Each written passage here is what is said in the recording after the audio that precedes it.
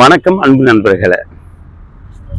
இன்றைய திருக்குறள் நறுக்குரை உரையாசிரியர் முனைவர் சு. மீனாட்சி சுந்தரம், பெரியகுளம் அரசு உயர்நிலைப்பள்ளியினுடைய தலைமை ஆசிரியர்.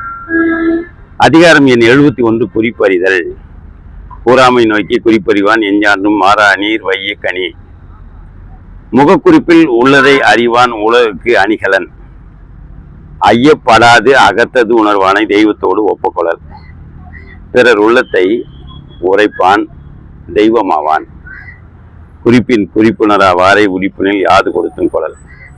குறிப்பு உணர்வானை எவ்விலையும் கொடுத்து துணையாக கொள்ளலாம். குறித்தது கூறாமை கொள்வாரோடு ஏனை உறுப்புமோர் அறிஞரால் வேறு. குறிப்பால் குறிப்பு கூறுவான் மேலானவன்.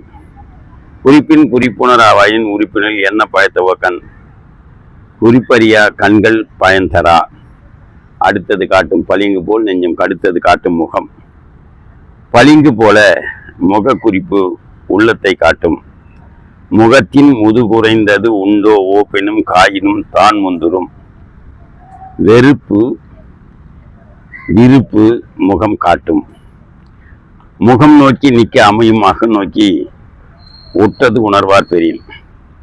உள்ளத்தை உணர முகக்குறிப்பு உதவும்.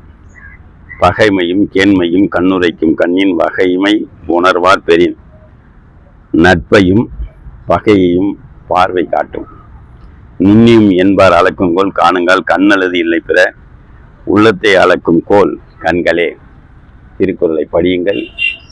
திருக்குறள் வழி நடந்து பாருங்கள். வாழ்க்கை வளப்படும். நன்றி, வணக்கம், வாழ்த்துக்கள்.